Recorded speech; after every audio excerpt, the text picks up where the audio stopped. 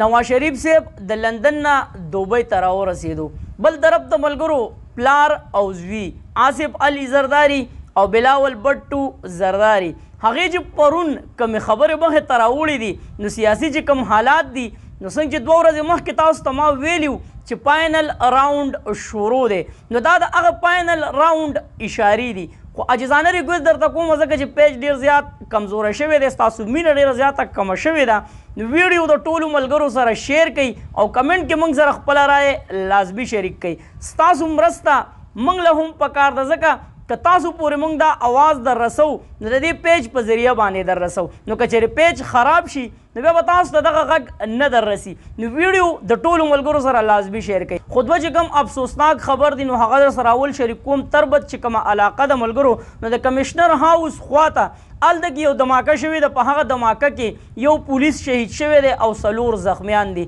دغه د اختر مبارکې ورځې را روانې دي ملګرو داسې قسم چې کوم خبرونه دي نو هغه ټول پاکستان ته او ټولو مسلمانانو زړه ته ډېر زیات تکلیف رسوي ځکه چې دغه پولیس چې کوم اهلکار دی نو دا هم خامخا د چا زوی وي د چا به د سر صادر وي نو دا شهید شو نو په هغه کور باندې به قیامت وي چې کوم زخمیان دي الله جل شانه دې ورته صحت کامله ورکړي بل طرف د ملګرو د انډیا د طرفه هم نن سپایرنګ شوی دی په LOC په هغې کې د کلي چې کوم کسان دي نو په هغې کې یو کس وفات شوی دی او 2 پکې زخمیان دي پاکستان چې کوم آرمي الحمدلله هغوی د هغوی پوره مقابله وکړه او د هغوی هغه پایرنګ غالبا چې واپس غلی کو مبدا اسماعیل چې کوم د سند د سیکریټري جنرل هغه عهده وه د هغه سره نو د هغې نه هغه استعفا واغسته څنګه چې تاسو ته معلومات دي د ډېرو ورځو نه د مبدا اسماعیل او د شاهد آقان عباسي چې کوم اختلافات د نون لیگ د پارټۍ سره او د دغه رهنماو سره اعتزاز الحسن هم دا خبره کوي چې دوی وایي چې یاره موږ 7 رکني بینچ نه منو دلته خو وګورئ ملګرو نو عمر عطا بندیال صاحب خدا خبره هم مخې ته راوړه چې هغه 9 رکني بینچ کېنو نو اعتزاز الحسن هم دا خبره کوي چیرې دا نا انصافي ده که دلته تاسو وګورئ ملګرو نو ټیک ده اوس موجوده حکومت PDM چې کوم دی هغه د عمر عطا بندیال صاحب چې کومې فیصلې دي هغه نه مني چې پایز عیسی صاحب راشي نو هغه به بیا د PTI چې کوم کسان دي هغه به نه مني نو د دې ملک به آخر کیږي څه دا ملک به آخر په کومه طریقه باندې مخ په وړاندې ځي د سپریم کورټ فیصلې نه منلی کېږي د چیف جسټس چې کومه فیصله ده هغې له څه خاص توجه نه ورکړی کېږي نو آخر د دې به کېږي څه څنګه چې تاسو ته معلومات دي ملګرو چې د ډېرو ورځو نه دغه یو خبره روانه ده چې یاره میاں نواز شریف صاحب وطن ته راځي میاں نواز شریف صاحب حوالې سره چې کوم تازه خبر دی ملګرو نو ویلی کېږي دا چې هغه دوبۍ ته راورسېد اوس والله علم چې په دوبۍ کې نواز شریف صاحب څه کوي ځکه چې هغه له خو پاکستان ته راتلل پکار دي دلته کې عوام د هغه په انتظار دي نو په دوبۍ کې دا ویلی کېږي چې یاره 10-12 ورځې به په دوبۍ کې وي نو اوس والله علم د 10-12 ورځو نه بعد به ګورو چې بیا به پاکستان ته کله راځي خو مریم نواز چې کومه ده نو هغه هم دوبۍ ته لاړه د خپل پلار د ملاقات دپاره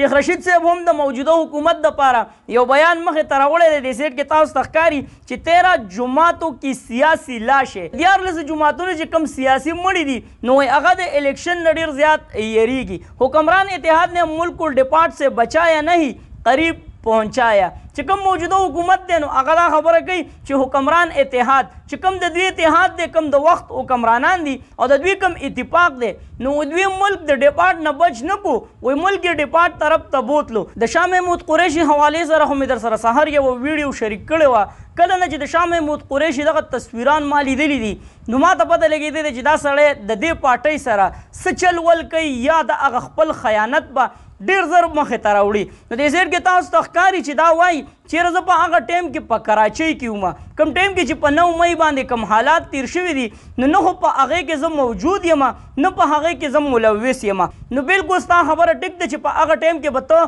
په کراچۍ کې وي خو که دلته عمران خان وګورئ نو هغه هم په هغه ټایم کې په کوم ځای کې و هغه هم په جیل کې و نو ولې بیا په عمران خان باندې دغه مقدمات جاري دي که د راشده یاسمین هغه ویډیو وګورئ نو هغه هم خپلو کارکنانو ته دا هدایات ورکوي چې ګوره دغه طرف ته مه ځئ عمران خان په جیل کې شهریار آفریدي علي محمد صاحب څوک د په ویډیو کې دا ثابت کی چې یاره کوم MNA دي یا MPA دي یا د PTI چې کوم کسان دي چې په دې وخت کې په جیلونو کې دي MNA شو MPA شو نو هغوی خپلو کارکنانو له دا اډر ورکړی دی چیرې تاسو دهشتګردي خوره کوي نو دغه کسان بیا ولې په جیل کې دي ته ولې بهر یې شاه محمود قریشي حوالې څخه دا هم خبر راځي ځکه چې سهار ما یو خبر وکتو چیرې دوی یو کار شروع کړی دی چې عمران خان په دې خبره باندې راضي کو چیرې ته دا پارټي ماینس کیږي نو ته د دې پارټۍ نه یو طرف ته شه او دا پارټي یو کس ته حواله کړه اوس راځو ملګرو پرون چې کوم اهم ترین اپډیټ تیر شوي دي د چا ملګرو د آصف علي زرداری او د بلاول بټو زرداری بلاول بټو زرداری صاحب چې کوم په پارلیمنت کې کومې خبرې کړې دي نو هغه دا ویلي دي چې اسحاق ډار صاحب چې کوم دی نو هغه زما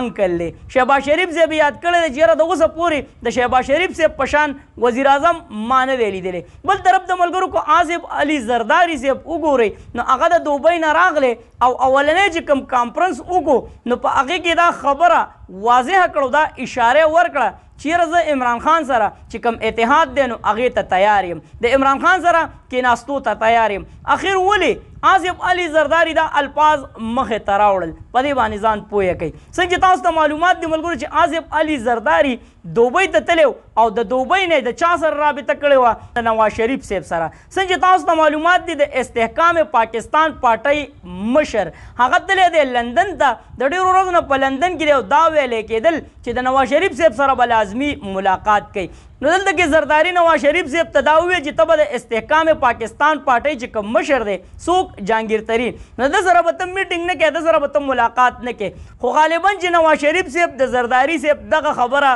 نه ده منلې نو دلته کې آصف علي زرداری ته دا خبره بل شان ښکاري چیرې د نون لیگ او د استحکام پاکستان څوک ملګرو جهانګیر ترین د دوی په خپل منځ کې زما په خیال چې اتفاق برابر شو خو هغه خلک وایي که نه یو تغل دی او بل تغل دی نو دلته آصف علي زرداری دا سوچ کوي چیرې جوړ زما سره ډېر غټ گیم روان دی نو آصف علي زرداری که وګورئ ملګرو نو که استحکام پاکستان پارټي او نون لیگ یوځای شي نو دلته کې آصف علي زرداری ته خطره جوړیږي یعنی پیپل پارټۍ والا ته خطره جوړیږي نو دلته آصف علي زرداری دا سوچ وکړو که چېرې استحکام پاکستان او نون لیگ والا یوځای کېږي نو بیا ماله څوک پکار دی ماله عمران خان پکار دی نو دلته بلاول بټو زرداری هم هغه داسې الفاظ داسې